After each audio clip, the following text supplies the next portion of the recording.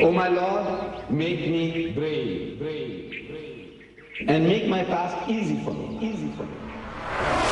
Faith, step onto the cloud of Islam, and you will discover the light of Iman. Proclaim this message entrusted to you, and the cloud of Islam will carry you. 1400 years of Islam, or 1000 years of Islam, the Jews were living among the Muslims. The golden age of the Jew was the golden age of the Muslim. The best time that they ever had was under the Muslims in Spain. And for 1000 years, the Christians have been persecuting the Jews. Every Easter, the Christians reminded themselves that these are the killers of our God. Kill them. And they fled to Muslim lands. And the Muslim says, Ahlan wa sahlan. You know, you are our cousins, come, live. And they went and lived. Peace. In 1000 years, there had not been a single riot against the Jews in any Muslim land. An individual Jew might have killed an individual Arab. And an Arab might have killed a Jew. But as a race, as a people, kill the Jews? Never.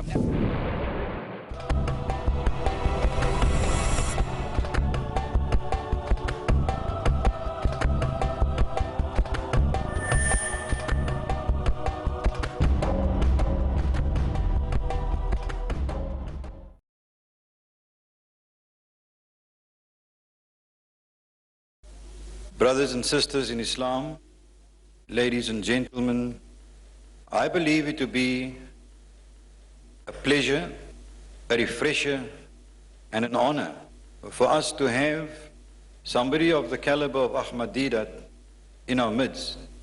He's just come back from a tour of the Arab states on these very topics, and he's had a series of topics and lectures delivered during this week already at various venues.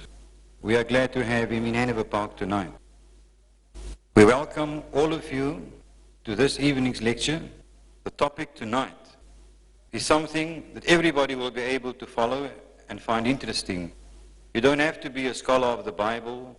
You don't have to be a scholar or a student of Islam to be able to understand the topic. Open any newspaper and you'll see Arab and Israeli conflict. The topic tonight, Israel and the Arabs. Is it conflict or conciliation? I give to you Brother Ahmed Deedat. أعوذ بالله من الشيطان الرجيم بسم الله الرحمن الرحيم قال رب اشرح لي صدري ويسر لي أمري واحلل عقدة من لساني يفقهوا قولي صدق الله المولى العظيم. Mr. Chairman, brothers and sisters, the topic of this evening, Arabs and Israel, conflict or conciliation, is not a subject which we have conjured up from thin air. We have had a gruesome reminder of this subject in this evening's paper, the Argus, Friday 13th.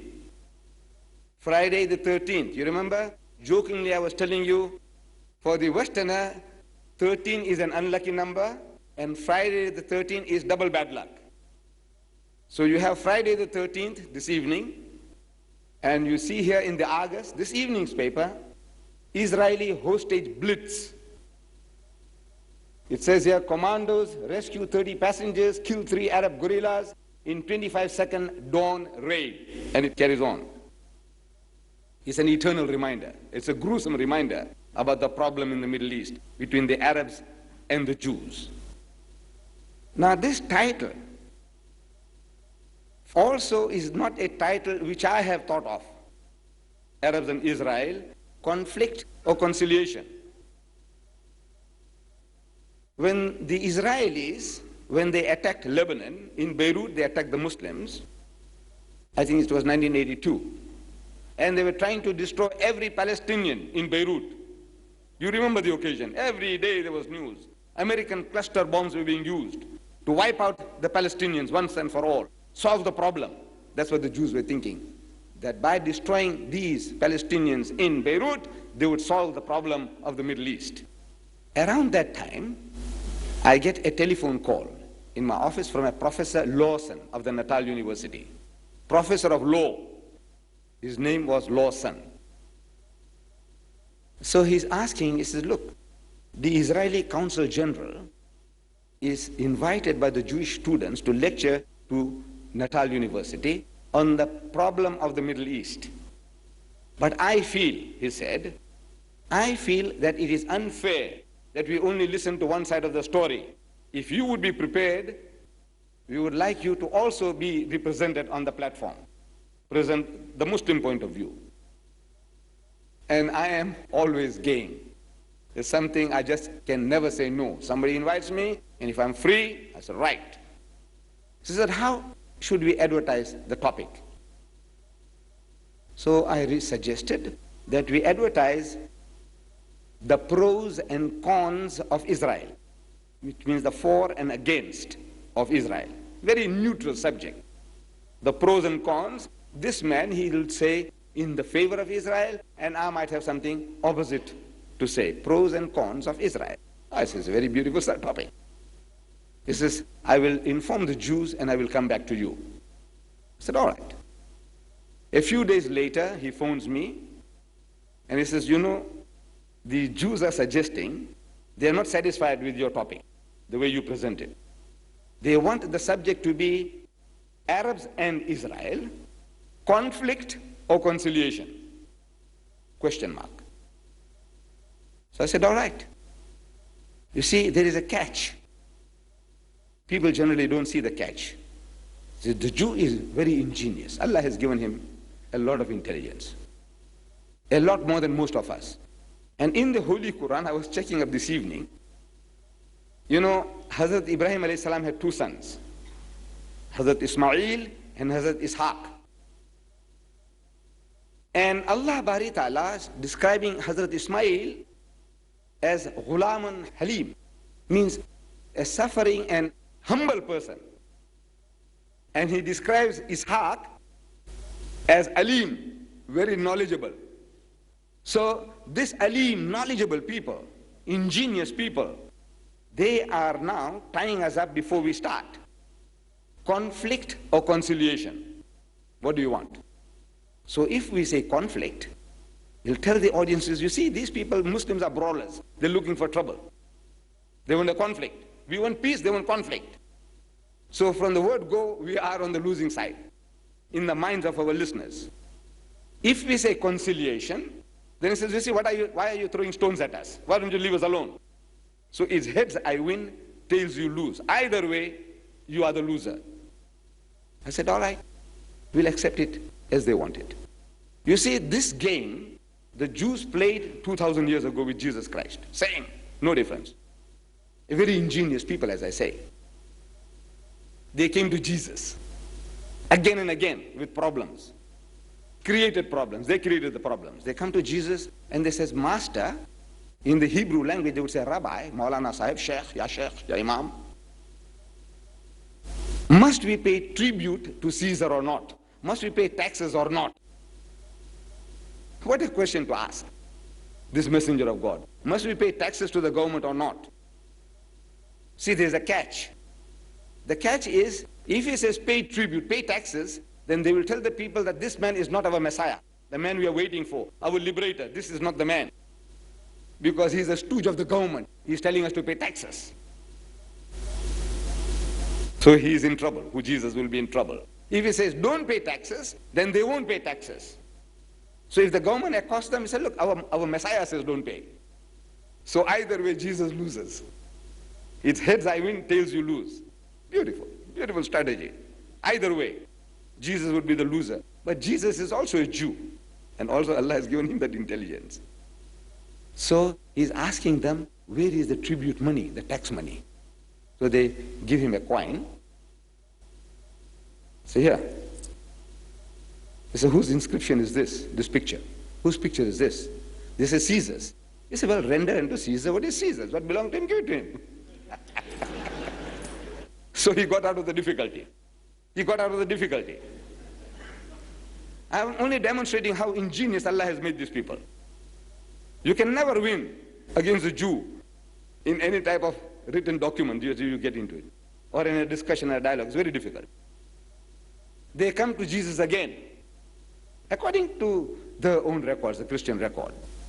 Now they bring a woman. They catch her and they bring her. He says, you know, Master, this woman, we caught her in the act of doing zina, adultery.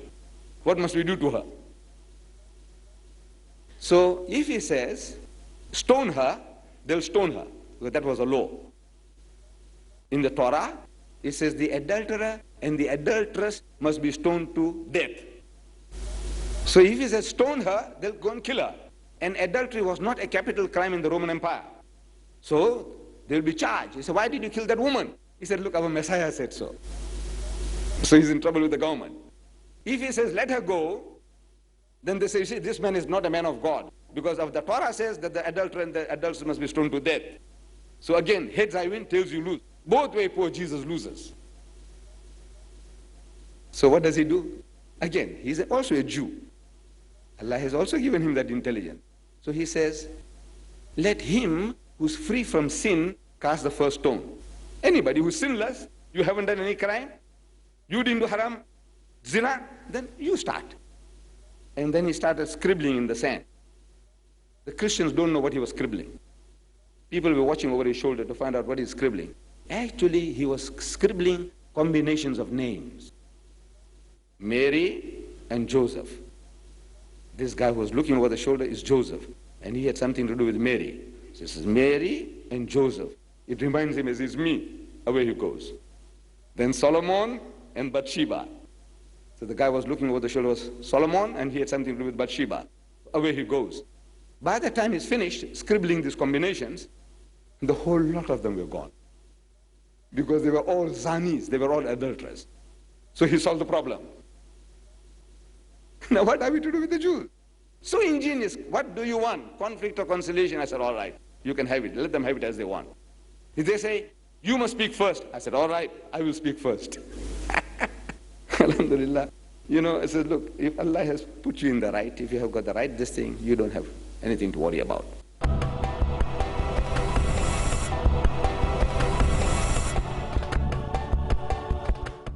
So we had a debate with Dr. Lottam of the Israeli embassy in Pretoria and myself. It was a fantastic meeting. It was videotaped, but the film was not so grand, so we didn't promote it, but it was a fantastic meeting that we had. However, what is the case about the Jews and the Arabs? What is the problem? You see, the Arabs, when this problem started, and the problem really started around 1918. Prior to 1918, the Arabs, they didn't know that they were a nation. You see, in a primitive stage of man, the man thinks, well, he's a human being, everybody is a human being. You come along and there's a land next door to you. If he comes and settles down there, ahlan wa sahlan, you know, the Arab would say, family and plain, this is all Allah's. The earth is the Lord's, and the goodness thereof, everything is Allah's, you can enjoy, come. So in 1908, the Jews established Tel Aviv. One of the most important cities in Israel today is Tel Aviv. They started building Tel Aviv in 1908. What did the Arabs say? Nothing. They said, oh, our cousins, you know, they're building a city there, you know, let them carry on, mashallah. You know, they're doing a good job. Then some poor Arabs, poor among all communities, you know, they try and take a little advantage. If they can steal your sheep, your goat, they'll do that. Whether he is a Hindu poor man or a Christian poor man, the poor man is always out to pinch something or the other. So if an Arab went and pinched some goats or sheep of the Jews, and the Jews had vigilantes, you know, like you see these films, Cowboys and Crooks. You know how the cowboys, you know, with the gang, they go and run down the crooks. Same type of thing the Jews were doing with the Arabs. They used to corner them up and give them a good bashing, you know, in gangs, vigilantes, you call them. What did the Arab say? Nothing. He said, you see, my brother, the Arab says, my brother, he went and stole my cousin's sheep and goat, so he gave me good whacking, he deserved it. They were not thinking in terms of Arab and Jew. See, this is my brother, and that's my cousin. My brother had no right to steal my cousin's sheep. So if he did it, and if these guys catch him and give him a good whacking, he deserved it. They were not racist. They were not thinking in terms of race, Arab or Jew. No, no, no. It was one human being to another. This was the relationship.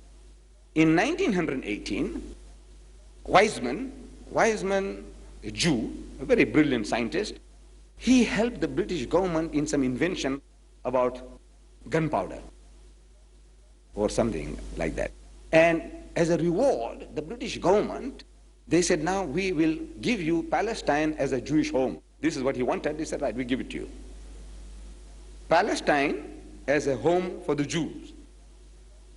Now the Arabs wake up. He said, look, man, this is our home. These guys want to take it away. So they started rumbling, grumbling, but unorganized, backward people, uneducated people. So they're making noise, they're making some little trouble here, little trouble there, and it carried on. But the Jews were getting in, more and more Jews, sophisticated people from Germany, from France, from Poland, from Russia. They have been brushing their wits against the Westerner. They come along among these simple simpletons, fools. These our brothers were like fools. You know, what the white men came here, what they found the Bushmen and the Hottentot and the Bantu, similar condition they found the Arabs there. So they started their techniques and they started getting in more and more and more. And the Arabs started making a little bigger noise and a little bigger noise until 1948. In 1948, the Jews, they started bombing the British. King David Hotel, they bombarded and they killed so many people. Count Bernadette, they killed him. Some British soldiers, they captured them and they hanged them. This Begin fellow, Begin, he did it. So the British government offered a reward of $47,000, dead or alive, for Begin, the ex-prime minister of Israel. And the British threw in the towel. And these people, they had the experience. They were in the World War II, World War I. They had 1 million soldiers, 1 million Jews from all over the world, experienced people. And they knocked hells into our brethren. And they captured the land. They had certain peace apportioned to them, but they went and, the Arabs started making trouble, and unequipped. The Egyptians came there and they got a good whacking, and the Jordanians came and got a good whacking, and our Jewish cousins, they did the job. They captured more than what was supposed to take. But in the previous 1400 years of Islam, or 1000 years of Islam, the Jews were living among the Muslims. In Spain, when the Muslims conquered Spain, the Jews were working side by side and they benefit from the fruits of the Muslim conquest. The golden age of the Jew was the golden age of the Muslim. The best time that they ever had was under the Muslims in Spain. And for 1,000 years, the Christians have been persecuting the Jews. Every Easter, they kill the Jews. They said, these are Christ killers. They kill our God, kill them. And they kill the men, and they did what they liked with the women, and they burned their homes, and they fled. One pogroms after another. This country, in Germany, in Poland, in France, everywhere there were pogroms against the Jews. Every Easter, the Christians reminded themselves that these are the killers of our God. Kill them. And they massacred them. And they fled. And they fled to Muslim lands. And the Muslim says, Ahlan wa sahlan. You are our cousins. Father Abraham, he had 2 wives, Sarah and Hajara. You are the children of Sarah. We are the children of Hajara. Oh, come, live. And they went and lived. Peace. In 1,000 years, there had not been a single riot against the Jews in any Muslim land. An individual Jew might have killed an individual Arab. And an Arab might have killed a Jew. But as a race, as a people, kill the Jews? Never. No riot in any Muslim land in 1,000 years. Trouble only starts when now they want to capture this as their own national home. They are going to rob our brethren of their heartlands, homelands. Now in 1926, a young Jew by the name of Leopold Weiss, as a reporter for a German newspaper called Frankfurter Zeitung, he visits Jerusalem, and he's a Jew. So the Jews were having a meeting with Weizmann from England. He is really the father of this Jewish state, Israel, Weizmann. So in the meeting, they had a plan on the big table, and they were marking out what we're going to do, and we'll take this away, and we'll take that. Among the Jews, they're planning, scheming. Ben Gurion was there. All these are young people, planning, scheming. Maybe Begin was also there. So this young Jew, he had a conscience. So he says, while this discussion is being carried on, he said, I'm reading from his book, he said, I had the disturbing impression that even he, who Weizmann, like most of the other Zionists, was inclined to transfer the moral responsibility for all that was happening in Palestine to the outside world. The moral, for all the trouble that was brewing, they say, British is responsible, the Germans are responsible, but not themselves. They are immaculate, masoom, sinless people. This impelled me to break through the differential hush with which all the other people present were listening to him. They were awed. Weizmann talking, nobody did interject. And to ask, he says, he asked, and what about the Arabs? So look, the way you are carving out this country, this was in 1926. So look, you're going to take this like that, and you'll take that like that, and we'll take this Gaza Strip here, and we'll take this Jordan here like that. He said, look, what about the Arabs? So this, our reporter says, Leopold Weiss, Austrian-German Jew, he said, I must have committed a faux pas, a false step, something that I shouldn't have, something out of turn, by thus bringing a jarring note into the conversation. For Dr. Weizmann turned his face slowly toward me, put down the cup he had been holding in his hand, and repeated my question.